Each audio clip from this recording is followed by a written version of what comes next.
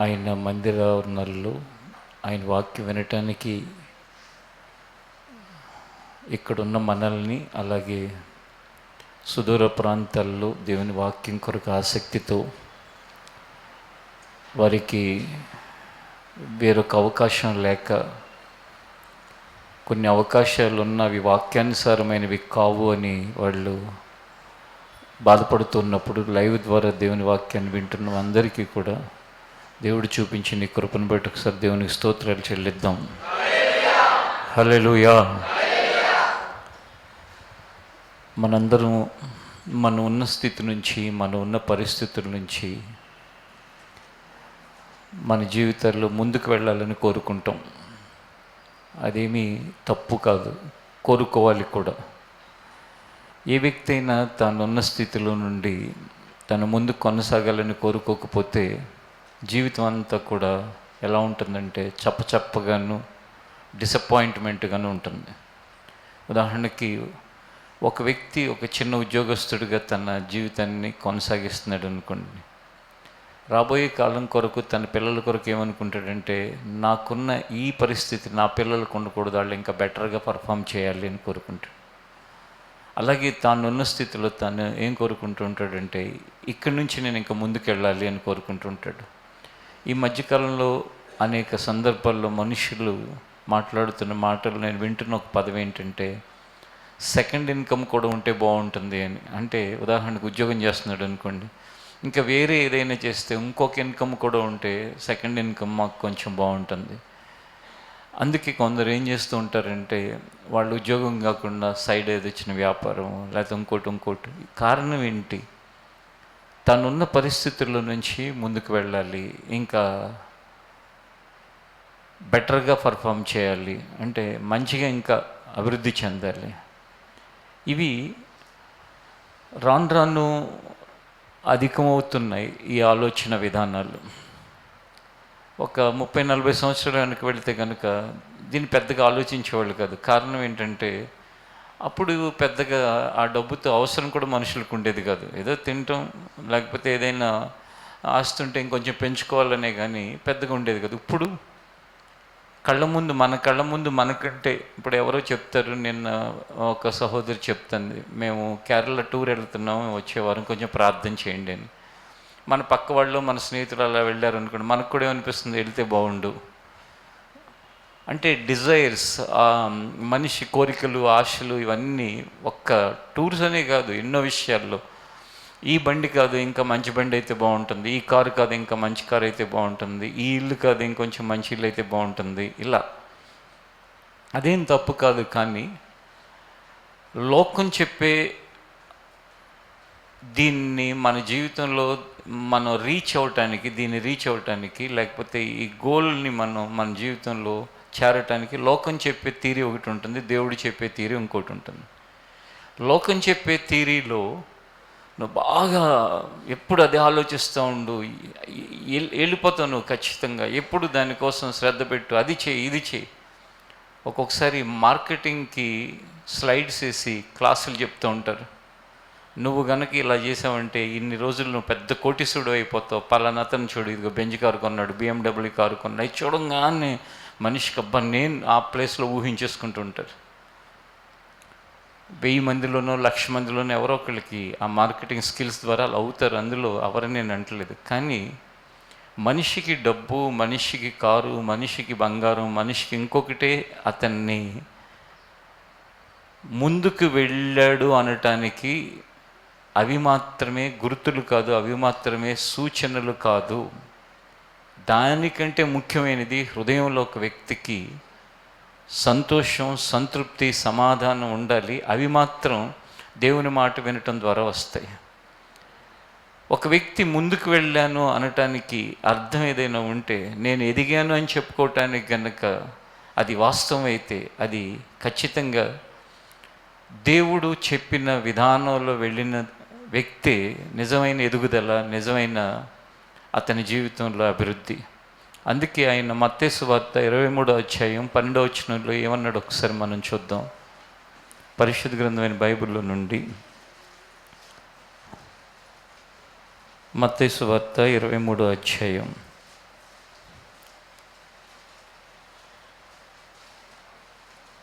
తీసారా మీరు? 23 అధ్యాయం 12 వచనం. తను తాను హెచ్చించుకునేవాడు తగ్గించబడును, తను తగ్గించుకునేవాడు హెచ్చించబడును. దీనికి ఇది ఏ సందర్భంలో ప్రభు అన్నాడో మనం చూస్తే 10వ వచనం కూడా ఒకసారి 10, 11 కూడా చదువుకుందాం. మరియు మీరు గురువులని పిలువబడవద్దు. క్రీస్తు ఒక్కడే మీ గురువు. మీలో అందరికంటే గొప్పవాడు మీకు పరిచారకుడై ఉండవలెను.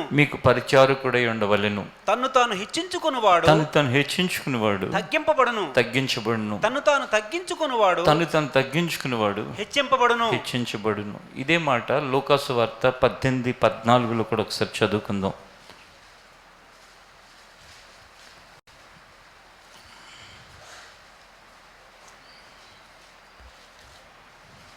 అతని కంటే ఇతడు నీతిమంతుడుగా తీర్చబడి తన ఇంటికి వెళ్ళనని మీతో చెప్పుచున్నాను. తన్ను తాను హెచ్చించుకునేవాడు తగ్గింపబడిననియు తన్ను తాను తగ్గించుకునేవాడు హెచ్చించబడిననియు చెప్పాను. ఇక్కడ కూడా ఇంకొక సందర్భంలో కూడా ఇదే మాట చెప్పాడు. ఆ సందర్భం ఏంటంటే, ఇద్దరు వ్యక్తులు ఒక దేవాలయానికి, ఇలాంటి ఒక మందిరానికి వెళ్ళి ప్రార్థన చేస్తున్నారు. ఒక వ్యక్తి తను తాను నీతిమంతుడిగాను తను గొప్ప వ్యక్తిగాను ప్రజెంట్ చేసుకుంటూ ప్రార్థనలో గడుపుతున్నాడు. నేను ఉపవాసాలు ఉంటున్నాను, నేను దశంభాగం ఇస్తున్నాను, నేను ఇదిగో ఇలాంటి పనికిమాలినలాగా లేను, చాలా మంచివాడిని అని. ఇంకొక వ్యక్తి అయ్యో నేను ఘోర పాపిని అని ప్రార్థన చేస్తున్నాడు. ఆ సందర్భంలో కూడా ప్రభు ఏం చెప్పాడంటే, తను హెచ్చించుకునేవాడు తగ్గించుకునేవాడు హెచ్చించబడతాడు. ఇది వినటానికి, చూస్తే, వాక్యాన్ని చూసినా విన్నా ఎలా అనిపిస్తుందంటే చిన్న విషయంలాగా అనిపిస్తుంది, కానీ దీనితో పోరాడే వాళ్ళకి తెలుస్తుంది ఇది ఎంత పెద్ద విషయం. దీంతో పోరాడే వాళ్ళకి మనసంతా తన మీద తనకి హైలీ ఒక ఎక్స్ట్రాడినరీ థాట్స్, వీళ్ళందరికీ ఏం తెలీదు, నాకే తెలుసు, లేకపోతే నేను చాలా కష్టపడేవాడిని, లేకపోతే నాకు చాలా మంచివాడిని, నేను మంచిదాన్ని, లేక నా పరిస్థితులు సహకరించుకుని నేను ఇలా ఉన్నాను, కానీ లేకపోతే ఇంకెక్కడో ఉండాల్సిన దాన్ని, వాళ్ళకంటే వాళ్ళ పేరెంట్స్ వాళ్ళు ఇచ్చారు కాబట్టి వాళ్ళు అలా ఉన్నారు, లేకపోతే నాతో పోల్చుకుంటే వాళ్ళకి ఏముంది, ఏ స్కిల్స్ ఉన్నాయి వాళ్ళకి. ఇలా సందర్భానుసారంగా లేక సందర్భం లేకుండా కూడా మనుషులతో వాళ్ళు పోల్చుకుని, లేకపోతే కంపేర్ చేసుకుని ఎప్పుడు కూడా తను హెచ్చించుకునే వాళ్ళు ఉంటారు చూసారా. అది చాలా చాలా ప్రమాదకరమైనది. ఇది ఏ విధంగా ఒక వ్యక్తి తను తగ్గించుకుంటే హెచ్చించబడతాడనే విషయాన్ని మనం ప్రాక్టికల్గా చూస్తే చాలా ఆశ్చర్యం వేస్తుంది. ఎందుకంటే బైబిల్లో అంత స్పష్టంగా మనకు కనిపించే విషయాలు ఉన్నాయి. మీరు దినవృత్తాంతాల 1వ గ్రంథంలో ఉన్న ఒక మాటను చూస్తే కనుక ఒకసారి మీరు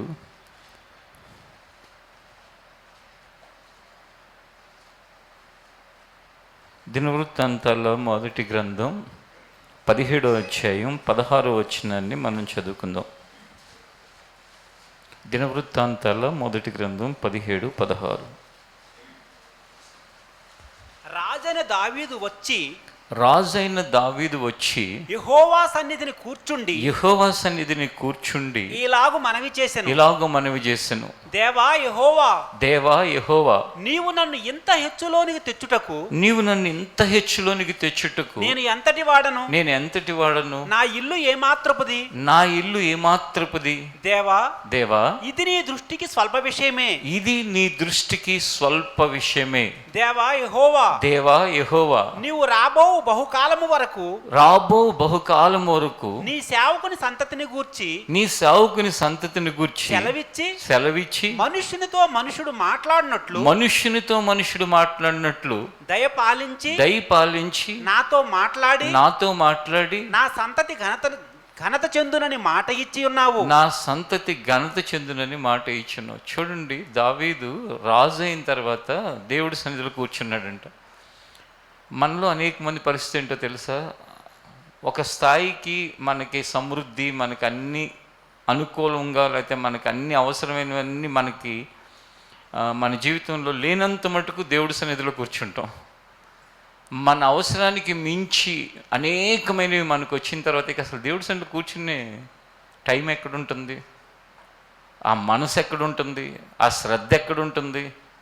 ఏముందిలే, మళ్ళీ ఆదివారం నాడు ఆ మూల ఎక్కడ పడేసిన బైబిల్ అప్పుడు తీసి మళ్ళీ బయలుదేరటం, ఇవాళ ఆదివారంగా ప్రార్థనకి వెళ్ళాలని.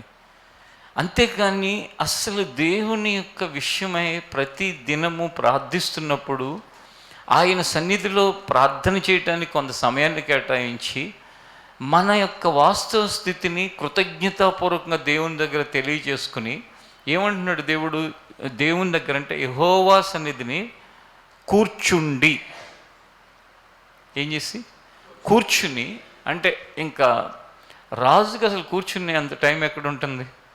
టైం అనేది కనుక మనం అనుకూలపరుచుకోవాలంటే రాజుకైనా ఉంటుంది, ప్రధానమంత్రికైనా ఉంటుంది, మంత్రికైనా ఉంటుంది, ముఖ్యమంత్రి ఉంటుంది. అదే కనుక సమయాన్ని మనం కనుక సమకూర్చుకోవాలని లేదనుకోండి, చిన్న కూలి పని చేసుకునే వ్యక్తికి కూడా నాకు టైము లేదని చెప్పవచ్చు. చేసి ఒళ్ళంతా పులిసిపోయి నా బాధలు నాకున్నాయి, నాకు అక్కడ టైం ఎక్కడ ఉంటుంది అసలు అని అనొచ్చు. కానీ దావీదంట దేవుని సన్నిధిలో కూర్చుని, దేవా నేను ఏ పాటి వాడిని, నా ఇల్లు ఎంత మాత్రపది, అంటే అసలు నేనెవరిని, నేనేంటి? నేను టీనేజర్గా ఉన్నప్పుడు గొర్రెలు కాచుకుంటూ ఆ గొర్రెల వెంట తిరుగుతున్నాను కదా, ఇక్కడికి రావటం ఏంటి, నేను ఈ రాజుని అవటం ఏంటి? అంటే తన స్థితిని బట్టి తను సంతృప్తిగా ఉన్నాడా, అసంతృప్తిగా ఉన్నాడా? మనల్ని దేవుడు ఏ స్థితి నుంచి ఏ స్థితిలో తీసుకొచ్చిన మనలో చాలామందికి సంతృప్తి ఉండదు. కారణం ఏంటంటే ఇంకా ఏవేవో ఉంటాయి.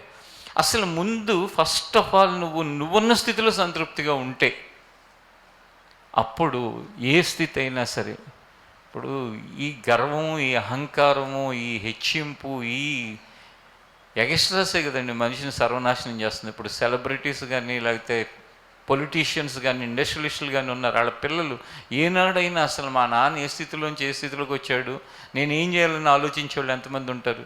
వాళ్ళకి కోట్లు పెట్టి కార్లు కొనిచ్చి, వాళ్ళు ఇష్టం వచ్చినట్టు నెలకి లక్షలు డబ్బులు ఇచ్చి, లేకపోతే వాళ్ళు ఇవ్వక్కర్లు వాళ్ళు ఎత్తుకుపోతూ ఉంటారు ఇంట్లోంచి. కారణం ఏంటంటే అక్కడ పోగు చేసేవి లెక్కపత్రం లేనివి కాబట్టి. అందుకే ఏ రోజు చూసినా ఏదో ఒక సెలబ్రిటీ, లేకపోతే ఏదో ఒక పొలిటీషియన్ కొడుకో కూతురు ఏదో ఒక దుర్మార్గాలు చేసి దుష్టత్వంతో సమాజానికి ఒక చెడుపురుగులా కనపడుతూ ఉంటారు. కారణం ఏంటో తెలుసా? అసలు తన స్థితి ఏంటో తను ఎరగని ప్రతివాడు అలాగే ప్రవర్తిస్తాడు. తన పరిస్థితి ఏంటో తను ఎప్పుడు ఆలోచించుకునేవాడు అలాగే వ్యవహరిస్తూ ఉంటారు. అదే నువ్వు ఏ స్థితిలో ఉన్న ఆ స్థితి నుంచి ఇంకా ప్రమోట్ చేయబడాలి అంటే కనుక నీ హృదయంలో ఎప్పుడు కూడా నువ్వేంటి అనే వాస్తవాన్ని గ్రహిస్తే, దావీదు ఎందుకు కూర్చుని నేనే పాటి వాడిని అంటున్నాడు? మీరు ఒక్కసారి దావీదు దేవుని దగ్గర కూర్చుని అనే పాయింట్ దగ్గర ఆగండి. ఆగి ఒక్కసారి మిమ్మల్ని మీరు ఆ పాయింట్ దగ్గర పెట్టుకోండి. నేను పెట్టుకుంటున్నాను, మీరు కూడా పెట్టుకుని రే ఆడికి మొన్న జప్యం చేశాడా, మొన్నడికి జప్యం చేశాడా, ఈ మధ్య బాగా అదైతే రాజులాగా ప్రవర్తించడానికి తన టైంను కేటాయించవచ్చు ఒకటి. దానితో పాటు అది ఏ అయితే ఒకటిలో ఏ అయితే బి, మనకి ఇంకేముంది, రాజుమైపోయాం, ఇంకా మనకి ఎవ్వడు మనని చేయటానికి ఏం లేదు, మనంతా సాధించినాడు ఎవడున్నాడు, మన లక్కది, మన గొప్పది, లేకపోతే మన భక్తి అది, మన నీతి అది, అలా కూడా అనుకోవచ్చు.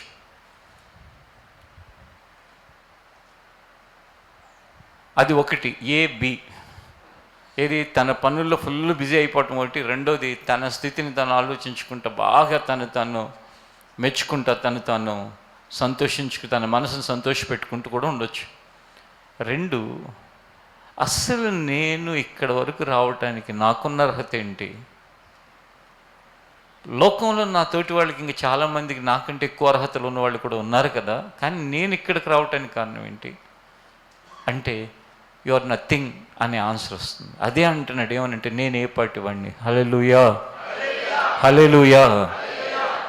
పోనీ నేను ఏ పాటి వాడిని ఓకే, కానీ నా ఫ్యామిలీ ఏమైనా గొప్పదా అంటే నా ఇల్లు కూడా, నా కుటుంబం కూడా చాలా అల్పమైంది. అలాంటి నన్ను ఇంతగా హెచ్చించటానికి కారణం ఏంటి దేవా? ఎంత తగ్గింపుతో కూడిన మనస్తత్వంతో తను దేవుని దగ్గర ప్రాధేయపడుతున్నాడు ఒకసారి మీరు చూడండి. ఇది దేనికి గుర్తో తెలుసా? ఇంకా ఇంకా అతను ముందుకి వెళ్ళబోతున్నాడు, హెచ్చించబడబోతున్నాడు అనటానికి గుర్తు. అందుకే దావీదుకి తర్వాత దినాల్లో దేవుడు ఏం చేశాడో తెలుసా? నేను నిన్ను శాశ్వతమైన కృపతో నేను నిన్ను ప్రేమిస్తున్నాను. శాశ్వతమైన కృప అంటే ఏంటంటే నీ తర్వాత చూడండి, ఎవరైనా సరే వాళ్ళ వరకు, వాళ్ళ జీవితం వరకు ఎవరైనా సరే భరోసా లేకపోతే ఒక మాట ఇస్తారు. కానీ దేవుడు దావీదుకి ఏమి ఇచ్చాడు తెలుసా? తన తర్వాత అతని సంతానంలో ఉన్న వాళ్ళు కూడా ఎప్పుడైనా ఒకవేళ విరోధంగా దేవుడికి చేసినా శిక్షిస్తానే కానీ నా కృపను మాత్రం వాళ్ళకి దూరం చేయను అన్నాడు. కృప దూరం అయిపోయిన వాళ్ళు చాలామంది ఉన్నారు. ఈ దావీదు ముందు ఉన్న సౌలు కృపను దూరం చేసుకున్నాడు, రాజు అయ్యాడు, కానీ దేవుని మాట వినకపోతే దేవుడు ఏం చేశాడు? ఇక నువ్వు వద్దబ్బాయి, నువ్వు నా మాట వినలేదు, నేను నిన్ను హెచ్చరించాను, నా సేవకుని పంపించాను, అయినా నువ్వు వినలేదు, ఇక వద్దులే అన్నాడు. కానీ దావీదు ఏమంటున్నాడు తెలుసా? నువ్వు బాగానే ఉన్నావు, నువ్వు నా హృదయానుసారమైన వాడివి. దావీదుకి ఇంకో పేరేంటి? దేవుని హృదయానుసారమైన మనుష్యుడు. సరే, నువ్వు నా హృదయానుసారంగా ఉన్న బాగానే ఉంది, కానీ నీ తర్వాత నీ పిల్లలు ఉంటారు చూసారా, వాళ్ళు ఒకవేళ నా మాట వినకుండా వాళ్ళు ప్రవర్తిస్తే నేను శిక్షించి వారిని క్రమంలో రావడానికి ప్రయత్నిస్తాను, కానీ నా కృపను మాత్రం నీ తర్వాత సంతానానికి దూరం చేయను అని చెప్పేసి ఆయన ఇచ్చిన వాగ్దానాన్ని బట్టే యేసు ప్రభు ఎవరి సంతానం నుండి వచ్చాడంటే దావీదు యొక్క సంతానం నుంచి వచ్చాడు. అంటే ఎంత అద్భుతమైన దైవ కృప! ఎందుకు అంటే దావీదు యొక్క ప్రవర్తన, తను తాను తగ్గించుకున్న ఆ మనస్తత్వం. ఒకసారి మీరు అక్కడ 18వ వచనంలో ఉన్న మాటను చదవండి.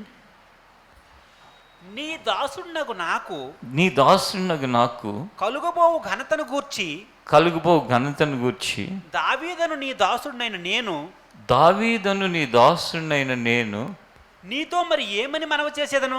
నీతో మరి ఏమని మనవి చేసేదను? నీవు నీ దాసుని ఎరుగుదువు, నీవు నీ దాసుని ఎరుగుదువు. 17వ వచనం కూడా ఒకసారి చూడు. దేవా దేవా, ఇది నీ దృష్టికి స్వల్ప విషయమే. దానిలో నేను చెబుతాను చూడండి, మనుష్యునితో మనుష్యుడు మాట్లాడునట్లు దయపాలించి నాతో మాట్లాడి, అంటే ఒక మనిషి ఇంకొక మనిషితో మాట్లాడినట్లుగా నాతో నువ్వు మాట్లాడుతున్నావు అంటున్నాడు. ఇప్పుడు మనకేమనిపిస్తుందంటే ఆ రోజుల్లో ఉంటే బాగుండేదేమో, ఈ రోజుల్లో ఎక్కడ మాట్లాడతాడని. ఈ రోజుల్లో ఇంకా ఎక్కువ మాట్లాడతాడు, ఎందుకంటే నీలో పరిశుద్ధాత్మ దేవుడు నివసించటానికి నువ్వు గనక అవకాశం ఇస్తే ఆయన రక్షించబడిన ప్రతి ఒక్కరిలోనూ ఆయన నివసించడానికి ప్రయత్నిస్తాడు. కానీ ఆయన ఏం చేస్తామంటే మనం బాధపెట్టి మన హృదయంలో నుండి వెళ్ళిపెట్టేట్టు చేస్తాం. అందుకే మీరు క్రొత్త నిబంధనలో ఉన్న పత్రికల్ని చదివితే తరువుగా, అంటే ఎక్కువసార్లు అక్కడ మీకు కనిపించేది ఏంటంటే పరిశుద్ధాత్మను దుఃఖపరచుకుడి.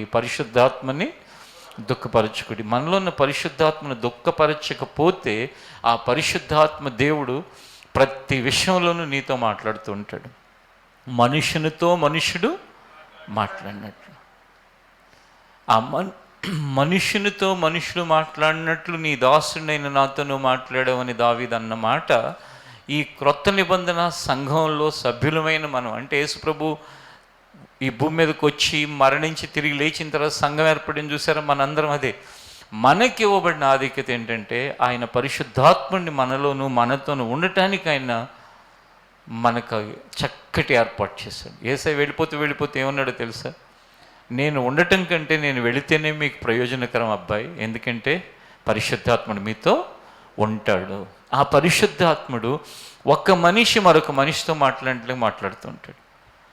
లేకపోతే మనుష్యుడితో మాట్లాడకపోతే ఎవరు ఆయన కోసం త్యాగం చేస్తారు?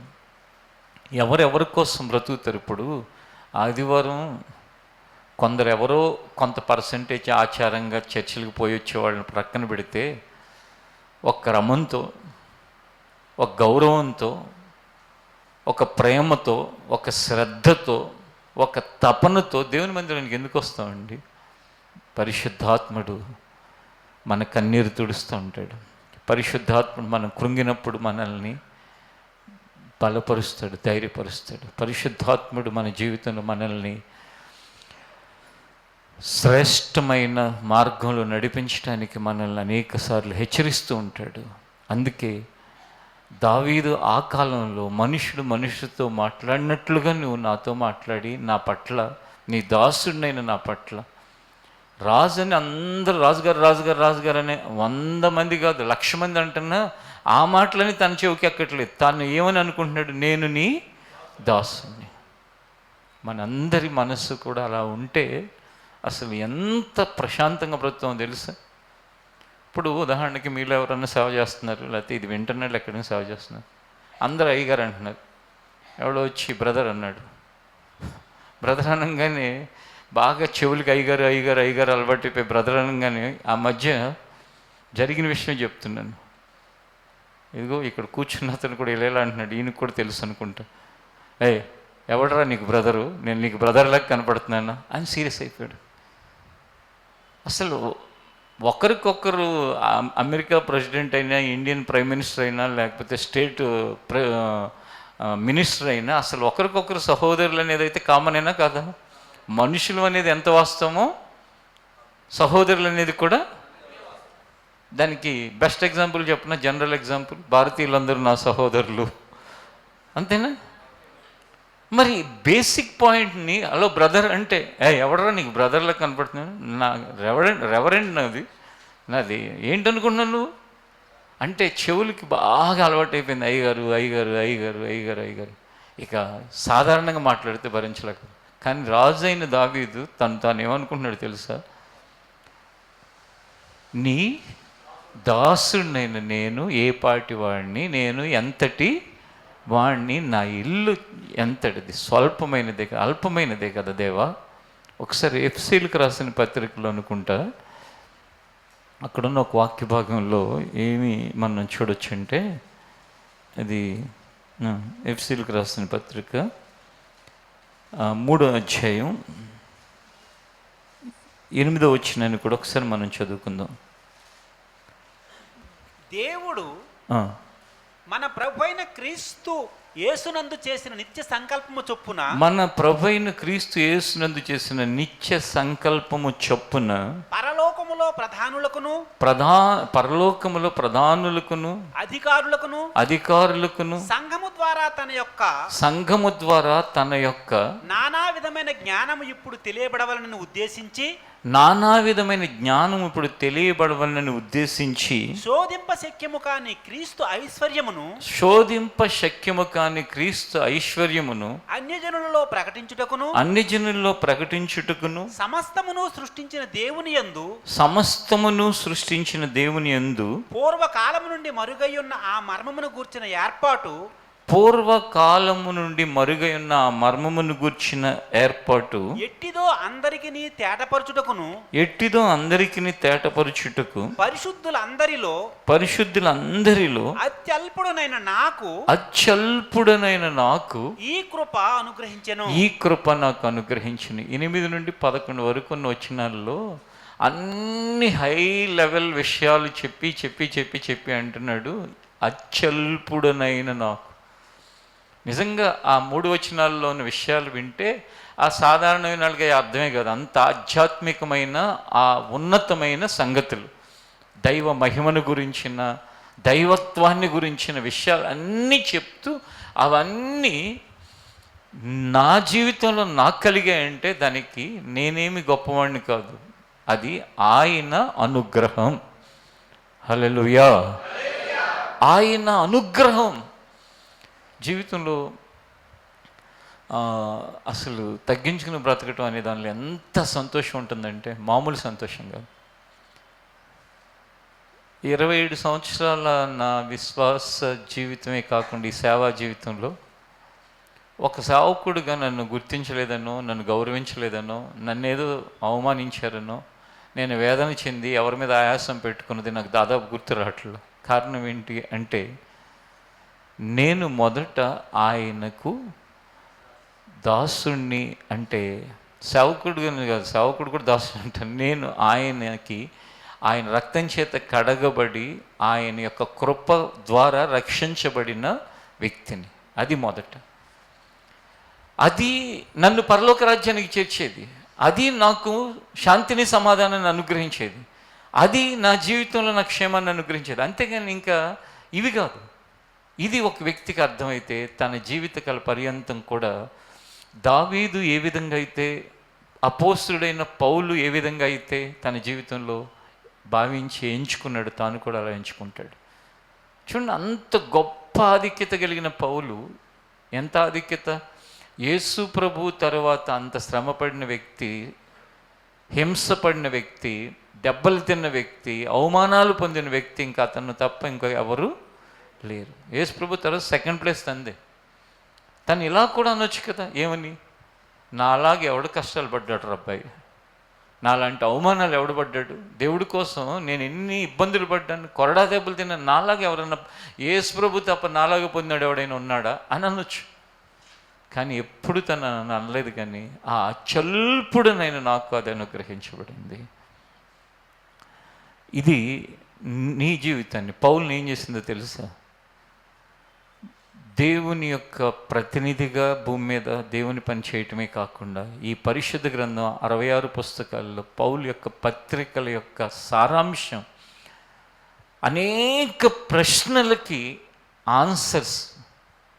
ఎన్నో ప్రశ్నలు క్రైస్తవ సమాజంలో ఎవరిని అడగాలో తెలియని పరిస్థితులకి పౌలు పత్రికలు సమాధానం చెప్పినాయి. చనిపోయిన తర్వాత ఏం జరుగుతుంది అనే దానికి సమాధానం ఉంది. విగ్రహార్పితమైన దాన్ని నువ్వు తినొచ్చా తినకూడదా అనే దానికి సమాధానం ఉంది. నీ వివాహ విషయాన్ని గురించి సమాధానం కనపడుతుంది. ఏది చూసినా సరే పౌలు పత్రికలు, మీకు గాస్పల్స్లో, సువార్తల్లో మనకి దైవ ప్రేమ, దైవ రక్షణ కార్యం, దేవుని యొక్క క్షమా గుణం, లేక పరలోక రాజ్యం కొరకు సిద్ధపడి ఇవి కనపడతాయి. కానీ మన అనుదిన జీవితంలో అనేక రకాలైన ప్రశ్నలకి దేవుని ఎరగని ప్రజల మధ్యలో ఉన్నప్పుడు మనం ఎలా బ్రతకాలనేది పౌలు ద్వారా దేవుడు తెలియపరిచాడు. అంటే తను ఎలాంటి స్థాయికి తీసుకెళ్ళాడో చూడండి. అసలు పౌలు పత్రికలు లేకుండా ఎవరైనా బోధలు చేయగలుగుతారా? దాదాపు అసాధ్యమైన పరిస్థితి. అన్ని విషయాలు దేవుడు తన భక్తుడైన పౌలు ద్వారా తెలియపరిచాడు. కారణం ఏంటయ్యా అంటే, మరలా మనకి దావీదు ఏది చేశాడో పౌలు కూడా అదే చేశాడు. నేను పూర్వము దోషకుడుని, హింసకుడుని, హానికరుణ్ణి. గతం అంతా ఎందుకు చెప్పుకోవాలి? నేను ఒకప్పుడు హింసించేవాడిని అందరినీ, ఒకప్పుడు దూషించేవాడిని, అందరికీ హాని చేసేవాడిని. కారణం ఏంటంటే తానేంటి తను ప్రతి క్షణం గుర్తుపెట్టుకుని తన జీవితంలో ముందుకెళ్తున్నాడు. అదే అతన్ని అంత శ్రేష్టమైన వ్యక్తిగాను, అంత ఆశీర్వాదకరమైన వ్యక్తిగాను, దీవెనకరమైన వ్యక్తిగాను చేసింది. ఇంకా మీరు ఆదికాండం 32వ అధ్యాయం దగ్గరకు వస్తే, ఇక్కడ మరొక వ్యక్తి తను చెప్తున్న మాట మనకి, మన జీవితానికి అది ప్రోత్సాహకరంగా కనపడవచ్చు. ఆదికాండం 32వ అధ్యాయం 10వ వచనం.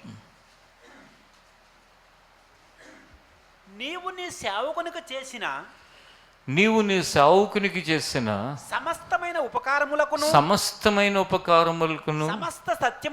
సమస్త సత్యమునకును అపాత్రుడును. ఒక్క నిమిషం ఆగు. ఏమంటున్నాడో తెలుసా? నువ్వు చేసిన ఉపకారాలన్నిటికీ నేను అపాత్రుణ్ణి. అపాత్రుణ్ణి అంటే తెలుసా? పాత్రుణ్ణి కాదు. పాత్రుణ్ణి కాదంటే కూడా కొంతమంది తెలియదేమో, తెలుగు సరిగా రాని వాళ్ళకి. అంటే నాకు అర్హత లేదు. నువ్వు నాకు చేసిన వాటికి నాకు అర్హత లేదు. కానీ ఈ రోజున మనందరిలో ఎక్కువ మంది పోరాటం ఏంటో తెలుసా? నాకు అర్హత ఉన్నా నువ్వు చేయట్లేదు. పిల్లలు తల్లిదండ్రులతో పోరాటం ఏంటో తెలుసా? నాకు బండి కొనివచ్చు కదా అని, డబ్బులు ఉన్నాయి, ఎందుకు ఇవ్వరు? నాకు అర్హత ఉంది కానీ మీరేం చేస్తున్నారు? కొనివ్వట్లేదు. నాకు అది ఎందుకు చేయట్లేదు, నన్ను గౌరవించట్లేదు, నన్ను కేర్ చేయట్లేదు, నన్ను పట్టించుకోవట్లేదు, ఇలా అనేకవి తల్లిదండ్రులకి పిల్లలకి మధ్యలో, భార్యాభర్తల మధ్యలో, అన్నదమ్ముల మధ్యలో, నేను పెద్దన్న నీకు గౌరవం లేదా, లేకపోతే నాకు అదేం లేదా, ఇదేం లేదా, అసలు ఒక్కటే గోల ఏంటంటే నాకు అర్హత ఉంది కానీ నాకు మీరు నా అర్హతను గుర్తించట్లేదు. అక్కడ ఎవరంటున్నారు అనుకుంటున్నారు ఈ మాట? యాకోబు అనే వ్యక్తి అంటున్నాడు. అబ్రహాము కొడుకు ఇస్సాకు, ఇస్సాకు కొడుకు యాకోబు. మరలా చదవండి. ఆ తర్వాత, ఎట్లనగా సమస్త సత్యమునకు ఉపకారములకు నువ్వు చేసిన ఉపకారాలు అంటే నువ్వు చేసిన అన్నిటికీ నేను అపాత్రుడినే. ఎట్లనగా నా చేతి కర్రతో మాత్రమే, నా చేతి కర్రతో మాత్రమే ఈ యోర్దాను దాటి తిని, ఈ యోర్దాను దాటి తిని, ఇప్పుడు నేను రెండు గుంపులైతిని, ఇప్పుడు నేను రెండు గుంపులైతిని. నా సహోదరుడని ఏశావు చేతి నుండి, నా సహోదరుని ఏశావు చేతి నుండి దయచేసి నన్ను తప్పించుము, దయచేసి నన్ను తప్పించుము. అతడు వచ్చి పిల్లలతో తల్లిని నన్ను చంపునేమో అని అతనికి భయపడుచున్నాను. యాకోబు అన్నిటికీ నేను అపాత్రుని అంటున్నాడు కదా. యాకోబు ఇంకోలా కూడా చెప్పొచ్చు. ఏమని చెప్పొచ్చు తెలుసా? నా అంత నమ్మకస్తుడు ఎవడున్నాడు? మా మామ దగ్గర నేను ఎంతో నమ్మకంగా పనిచేస్తే నాకు ఈ ఆస్తి అంతా వచ్చింది. నా అంత గ్రేట్ పర్సన్ ఎవరున్నారు? నేను మా అన్న ఆ తిండి కోసం ఆరాట పడితే నేను మా అన్న దగ్గర నుంచి జ్యేష్ఠత్వాన్ని పొందాను. తన యొక్క అర్హత అని భావించడానికి ఉన్న విషయాలు ఒక ప్రక్కన ఉన్నాయి. మరో ప్రక్కన ఏమున్నాయో తెలుసా? తోడబుట్టిన వాడిని మోసం చేసిన వాడిని నేను. వాడు ఏదో కకృతి పడి తిండి కోసం నీ ఎర్రగా ఉన్న కూరను నాకు పెట్టు అని అడిగాడు. కానీ నేనేమనాలి? సర్లేనే తిను అనాల్సింది పోయి నేనేమన్నాను? జ్యేష్ఠత్వాన్ని నాకు ఇస్తే కానీ నేను నీకు పెడతానన్నాను. నేను ఎంత అపాత్రుడిని! నాకు అసలు అర్హత ఉందా దేవుడు నన్ను ఇంత ఆశీర్వదించడానికి? మరలా నేను అంత అయిపోయిన తర్వాత పారిపోయిన వాడిని. ఒకప్పుడు చేతి కర్ర పట్టుకుని యోర్దాను దాటానంటున్నాడు. ఎందుకు వెళ్ళాడో తెలుసు? వాళ్ళ అమ్మంది, అరే అయ్యా బాబు, నాన్న నువ్వు ఉన్నావంటే వాడి కోపంతో ఉన్నాడు, వాడి జ్యేష్ఠత్వాన్ని నువ్వు నీకు అమ్మేశానని, నిన్ను చంపినా చంపుతాడు, వాడు నిన్ను చంపబోయినప్పుడు నువ్వు వాడిని చంపితే ఇద్దరిని పోగొట్టుకుని మేము బ్రతకలేమయ్యా, నువ్వు పారిపో, ఎక్కడికన్నా అక్కడికి వెళ్ళిపో అని వాళ్ళ మేనమామ దగ్గరికి పంపించింది వాళ్ళ అమ్మ. అంటే కర్రతో, భయంతో, ఒక ప్రక్కన ఆందోళనతో ఎక్కడికి వెళ్తున్నాడో అంతకుముందు ఎప్పుడు వెళ్ళా అక్కడికి. ఇప్పుడు మనలాంటి రవాణా సౌకర్యాలు లేకపోతే మనలాంటి పరిస్థితులు, సెలవులు వస్తే అమ్మమ్మ వాళ్ళ ఇంటికి వెళ్ళటం అట్లాంటివి అతనికి ఏమి లేదు. ఎళ్ళు అంటే ఇంకా అట్లా పడి వెళ్ళి అక్కడ పరిస్థితులన్నిటినీ సర్దుకుని వాళ్ళ మామ మరలా మోసం చేస్తే ఆ మోసాన్ని భరించి అన్నీ భరించాడు. అంటున్నాడు, నేను దేవుడు నాకు చేసిన వీటన్నిటికీ అపాత్రుణ్ణి, చేతి కర్రతో నేను ఈ నది దాటాను. ఇప్పుడు రెండు గుంపులుగా అతని పశువులు, పిల్లలు, అతని ఆస్తి అంతా రెండు గుంపులైపోయింది. అయినప్పటికీ తను ఏమంటున్నాడు? నేను అపాత్రుణ్ణి అని తన భయాన్ని ఒకటి చెప్పాడు. ఏమనంటే నా అన్న నా పిల్లల్ని, నా భార్యని, నన్ను చంపుతాడేమో. కానీ దేవుడు అతని భయాన్ని కొట్టివేసి, అతని తగ్గింపుని బట్టి, అతని దీనత్వాన్ని బట్టి, అతని తాను తన స్థితిని గుర్తు చేసుకున్న దాన్ని బట్టి ఏం చేశాడో తెలుసా? వాళ్ళ అన్న వచ్చి అలాంటిది ఏం చేయలేదు. ఇంకా పైగా యాకోబే అతనికి తన ఆస్తిని ఇద్దామని ప్రయత్నించి, నాకు అక్కర్లేదు, నాకు దేవుడు ఇచ్చాడని చెప్పి సమాధానకరంగానే ఉన్నాడు. యాకోబుని తర్వాత దేవుడు ఎంతగా హెచ్చించాడు అంటే, ఇశ్రాయేల్ 12 గోత్రాలకి మూల పురుషుడిగా దేవుడు చేశాడు. యాకోబుని ఇశ్రాయేల్గా మార్చి.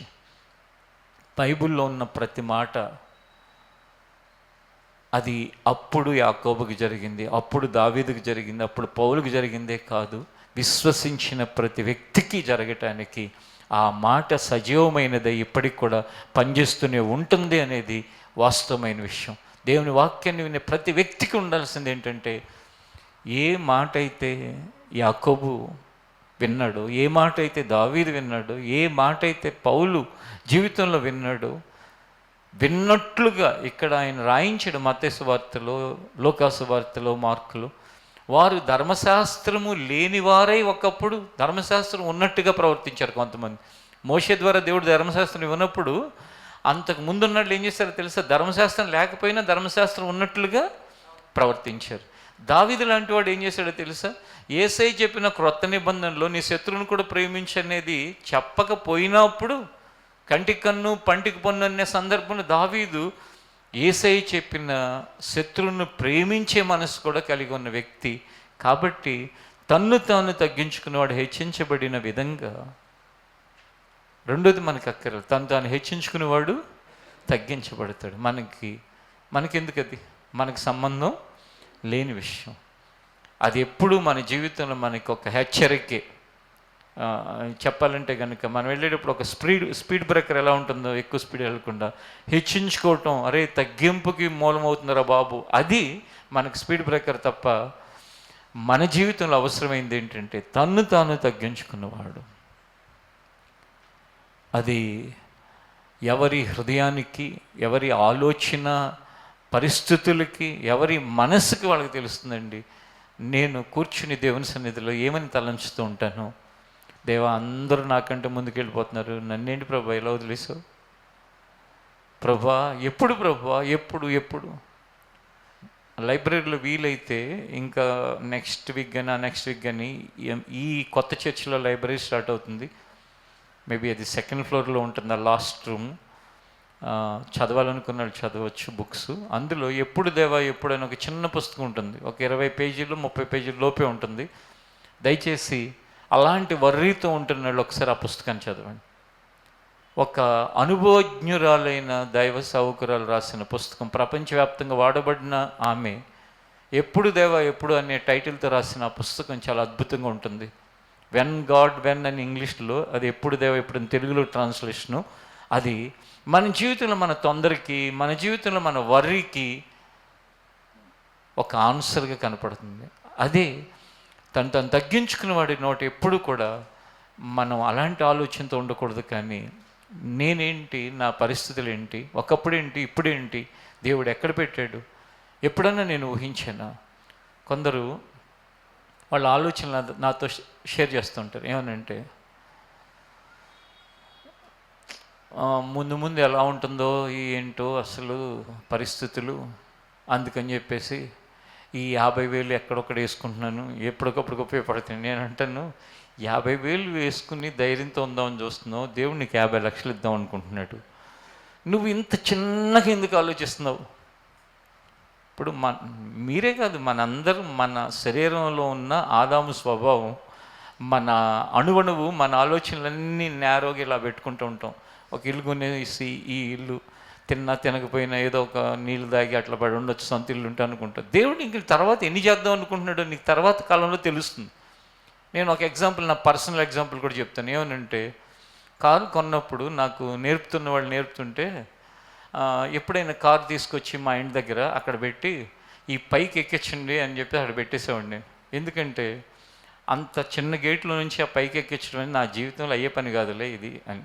అది ఎంత సిల్లీగా ఆలోచించానని ఇప్పుడు అనుకుంటాను. ఇప్పుడు అంత చిన్న గేట్ కాదు, ఇంకా చిన్న గేట్ ఉన్నా ఎక్కించగలను, ఎంత హైవేలో అయినా డ్రైవ్ చేయగలను. డ్రైవింగ్ అనేది నాకు చాలా ఇష్టమైన ఒక పని.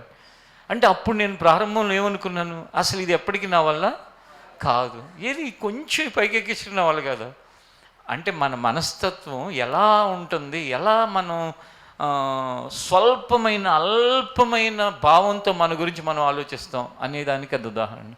కాబట్టి దేవుడి విషయంలో ఆయన మాట కనుక నీ హృదయంలో పెట్టుకుని దాని ప్రకారం నువ్వు కనుక నీ అడుగులు వేస్తే, నేను ఏ పాటి వాడిని, నా మొదటి స్థితి ఏంటి, నా కుటుంబం ఏంటి, నేను ఎప్పుడైనా ఏదైనా నేను ఇప్పుడు ఉన్న స్థితి, మనలో ప్రతి ఒక్కరు నేను ఇప్పుడు ఉన్న ఈ స్థితి ఎప్పుడైనా ఇలా ఉంటుందని ఊహించానా అని ఆలోచించుకుంటే, మనలో 99.9% మందికి అనిపించేది ఏంటంటే ఊహించలేదు. దేవుడు యొక్క కృప వలన, దేవుని యొక్క దయ వలన, దేవుని మంచితనం వలన మనం క్షేమంగా ఉన్నాం. యాకోబు అన్నట్లు, నువ్వు చేసిన వాటి అన్నిటికీ నేను అపాత్రుడినయ్యా, నాకు అర్హత లేదయ్యా. ఎప్పుడైతే మనల్ని మనం తగ్గించుకునే ఆ స్వభావంతోనూ, ఆలోచన విధానంతో, ఆ మనస్తత్వంతో మనం ఉంటామో, మనం ఎప్పుడు దేవుడితో ఇలా చెప్పకుండాను, మనం ఇలా ఆలోచించకుండాను, మనం ఇలా తలంచకుండాను ఏమంటామో తెలుసా, నేను తగ్గింపుతూనే ఉంటాను అంటాం. కానీ నీ ఆలోచన ఎప్పుడు తగ్గించుకున్నట్లుగా దేవుడికి కనపడదు. దేవుడితో దావీదు చెప్పినట్లుగా నువ్వు ఎప్పుడు చెప్పినట్లు కనపడదు. నీ నోట ఆ మాట ఎక్కడ రానే రాదు. పైకి మాత్రం నేను ఎప్పుడు తగ్గింపుతూనే ఉంటానండి, అసలు నేను ఎప్పుడు తగ్గింపుతూనే ఉంటాను. తగ్గింపుతో ఉండటం అంటే చిరిగిపోయిన వస్త్రాలు ఏరి మన ఇంట్లో ఏమున్నాయో అవి వేసుకోవటం కాదు. లేకపోతే మనం వేసుకునే చెప్పులు అరిగిపోయినవి చూసి అవి వేసుకుని కనపడటం కాదు. తగ్గించుకోవటం అంటే ఎవరితో మాట్లాడకుండా ఇలా అటు ఇటు ప్రక్క చూసుకుంటా, లేకపోతే ఎవరితో మనం పలకరించిన పలకకుండా వెళ్ళిపోవటం కాదు. ఇది కాదు తగ్గింపు. నీ ఆలోచనలు, దేవునితో నువ్వు మాట్లాడే మాటలు, నీ మనస్సు, అది దేవుడు చూసేది. ఎప్పుడైతే దావీదు చెప్పినట్టు, ఎప్పుడైతే పౌలు చెప్పినట్టు, ఎప్పుడైతే యాకోబు చెప్పినట్టు నువ్వు చెప్పేవాడికి చెప్పేదానిగా ఉన్నావు అంటే, దావీదుని తను దేవుని సన్నిధిలో కూర్చుని చెప్పిన తర్వాత ఏం చేశాడు? పౌలు జీవితం భవిష్యత్తు ఏమైంది? ఈ చరిత్ర ఉన్నంత వరకు దేవుని రాకడ వచ్చినా, దేవుని రాకడ తర్వాత పరలోకంలోనూ పౌలుకున్న ప్రత్యేకమైన స్థానం ఇంకెవరికి ఉండొద్దు. అలాగున దేవుడు ఆశీర్వదించాడు, ఘనపరిచాడు. వాళ్ళు కోరుకోలేదు, తమ్ములను తాము తగ్గించుకున్నారు, కానీ దేవుడు హెచ్చించాడు. ఈ ఆరాధనలో ఉన్న మనలో ప్రతి ఒక్కరిని, ప్రతి కుటుంబాన్ని, మీ పరిస్థితి ఈరోజు ఏదైనా కావచ్చు, ఎంత అల్పమైందైనా కావచ్చు, కొన్నిసార్లు అసలు ఎవరు కేర్ అనే చేయని పరిస్థితులైనా కావచ్చు, లేక ఇంకేదైనా కావచ్చు, కానీ మాట ఇచ్చి తప్పని దేవుడు మనం ఆరాధిస్తున్న దేవుడు. వాగ్దానాలు ఎన్ని చేశాడు, ఆ వాగ్దానాలు నెరవేర్చగలిగిన శక్తిమంతుడు, సమర్థుడు. నేను చెప్తున్న ఈ మాటలు కేవలం బైబిల్లో ఉన్నాయని చెప్పట్లేదు, అది నా జీవిత అనుభవం కూడా. ఏ పరిస్థితులు, ఏ స్థితి, ఏ సంగతి, ఎక్కడి నుంచి ఎక్కడి వరకు ఏ విధంగా ఆయన నడిపించుకుంటూ వస్తున్నాడు అంటే అది కేవలము దేవుడు మాత్రమే చేయగలిగిన అద్భుతమైన కార్యం. అది ఆ మాట మనందరి జీవితాల్లోనూ నెరవేర్చిన వారమై దేవుని మాటను మన జీవితంలో జరిగే భాగ్యాన్ని ప్రభు మనకు దయచేయునుగాక. తను తాను తగ్గించుకుని హెచ్చించబడే ఒక గుంపుగా దేవుడు మన ఉంచునుగాక. ప్రార్థన చేసుకుందాం, లేచి నిలబడండి.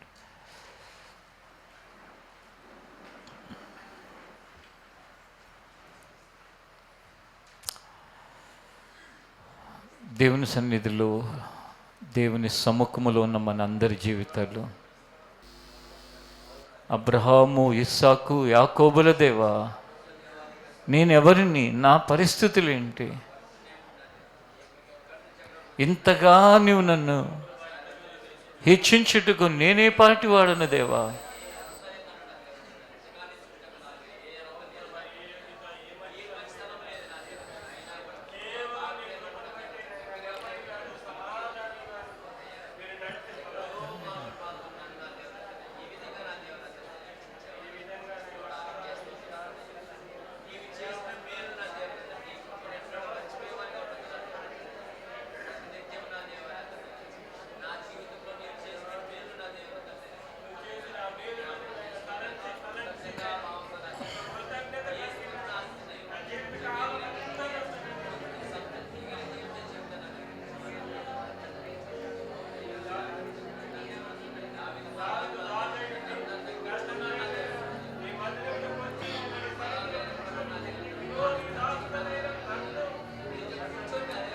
ఆమేన్, ఆమేన్. పరిశుద్ధుడా, జీవాధిపతి, నీకు స్తోత్రం. ఈ ఉదయకాలపు ఈ మొదటి సర్వీస్లో, ఈ భాగ్యలత మందిరంలో నీ వాక్యమును మా ఎదుట పెట్టి మాతో మాట్లాడిన సమస్త విషయాలను బట్టి కృతజ్ఞతలు ప్రభా. తను హెచ్చించుకునేవాడు తగ్గించబడతాడని, తను తగ్గించుకునేవాడు హెచ్చించబడతాడని చెప్పావు. దానిలో మేము ధ్యానించవలసిన అంశం తను తగ్గించుకునేవాడు హెచ్చించబడతాడు అని. నాయన, మా బ్రతుకు దినములన్నీ దావీదు తగ్గించుకున్నట్లు, అపోస్తులైన పౌలు తగ్గించుకున్నట్లు, యాకోబు తగ్గించుకున్నట్లు, ఇంకా మా పితరులు అనేకులు తగ్గించుకున్నట్లు మేము మా జీవిత కాలం అంతా నైనా ఆ స్వభావంతో, ఆలోచన విధానంతో, ఆ మనస్తత్వంతో బ్రతకటానికి మమ్మల్ని బలపరుచున్నాయి. నిజంగా 140 కోట్లు నా దేశ ప్రజలున్నారు నాయన. వారిలో నేనొక్కడిని తండ్రి. నాకే యోగ్యత, ఏ అర్హత ఉందని నీ కుమారుడిగా నన్ను చేసుకున్నావు తండ్రి. నీ రక్తం నా మీద ప్రోక్షించి నన్ను రక్షించావు నాయన. ఏ యోగ్యత, ఏ అర్హత, ఏ మంచి ఉందనేది నాయన ఏది లేదు తండ్రి. నేను సమస్త కార్యములకు అపాత్రుడును తండ్రి, అయోగ్యుడును తండ్రి, ఎన్నిక లేనివాడను ప్రభు, అర్హత లేనివాడను తండ్రి. కేవలం నీ దయ, నీ కృప. మా శరీరము మాకు అర్హత లేదనే దాన్ని ఒప్పుకోకపోవచ్చు తండ్రి, కానీ శరీరమును అణిచి ఆత్మతో సత్యముతో మేము మిమ్మల్ని ఆరాధిస్తున్నప్పుడు ఆత్మ ద్వారా మాకు అర్థమవుతుంది నాయన, మాకు అర్హత లేదని, యోగ్యత లేదని, అపాత్రులమని, అయినను నీ దయ కొరకు కనిపెట్టుకుంటున్నాం, నీ కృప కొరకు కనిపెట్టుకుని నీ పాదాలు పట్టుకుంటున్నాం తండ్రి. కుడి ఉన్న వారందరినీ దర్శించు, తగ్గించుకుని హెచ్చించబడే గుంపుగా వచ్చి వీరి చదువులలో ఆశీర్వదించండి, ఉద్యోగాలలో ఆశీర్వదించండి, చేతి పనులను ఆశీర్వదించండి, వ్యాపారములను ఆశీర్వదించండి, సమస్త ప్రయత్నాల్ని ఆశీర్వదించండి.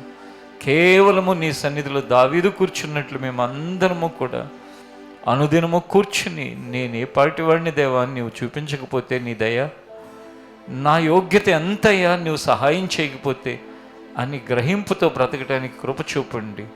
మరొక వారం అంతటి కొరకు నీ చేతులకి మమ్మల్ని మేము అర్పించుకుంటున్నాం. నీ కృపను, నీ మంచితనమును పరిచర్యలో వారందరికీ విస్తరింపచేయండి నాయన. మీ సహాయంతో నడిపించండి. బలహీనుల్ని బలపరచు నాయన, వ్యాధిగ్రస్తుని ముట్టి స్వస్థపరచు ప్రభువా. భయాలతో, కలవరాలతో ఉన్నారు, భయాలు, కలవరాలు కొట్టివేయి ప్రభువా. ఆర్థిక సమస్యలతో, అప్పులతో సతమతమవుతున్న వారిని విడిపించు తండ్రి. ఏ విధంగా చేతుందైనా నీ కరుణ, వాత్సల్యతతో నీ ముందుకు నడిపించమని మమ్మల్ని మేము తగ్గించుకుంటూ, ఏది మాది కాదు నాయన, కేవలం నీ యొక్క కృపే, నీ దయ, నీ మంచితనమే. మా అర్హత అనేది ఏది లేదు తండ్రి. అది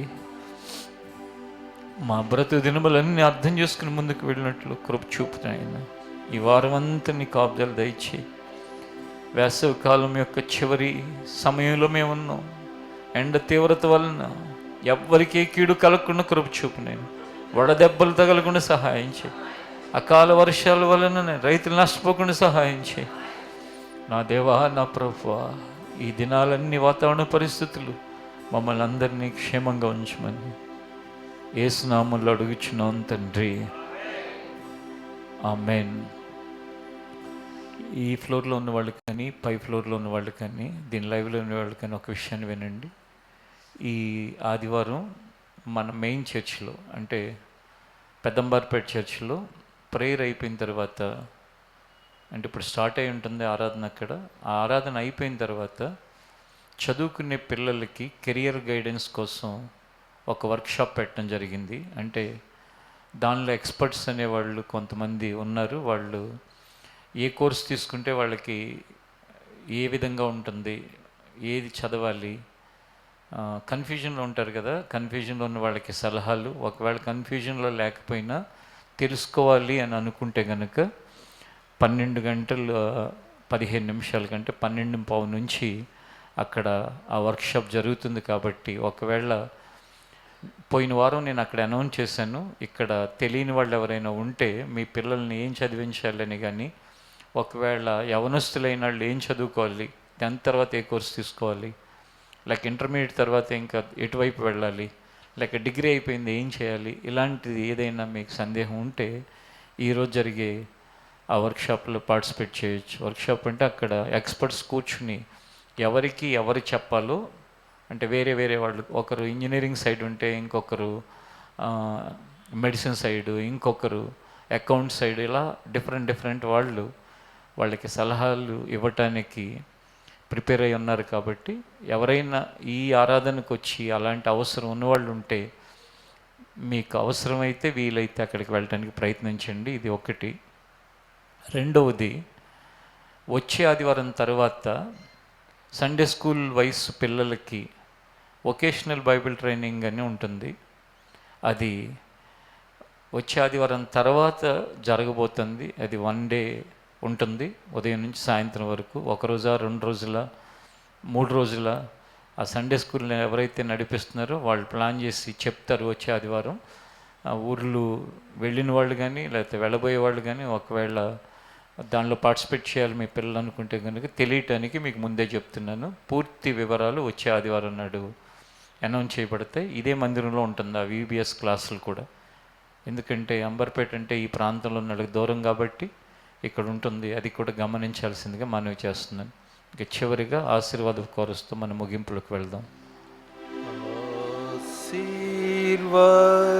ఆశీర్వదించుము మమ్ము దేవా, నిన్నైనా దీవెనతో పంపుమయ్యా.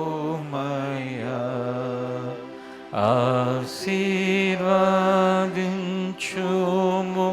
మమ్ము దేవా, నిన్నైనా దీవెనతో పంపుమయ్యా.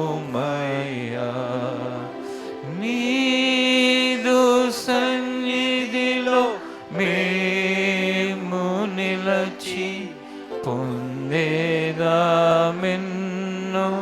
మేలులను.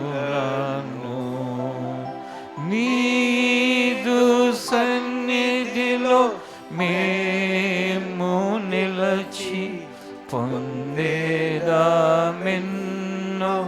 మేలులను. పొందేదామెన్నో మేలులను. పొందేదామెన్నో మేలులను.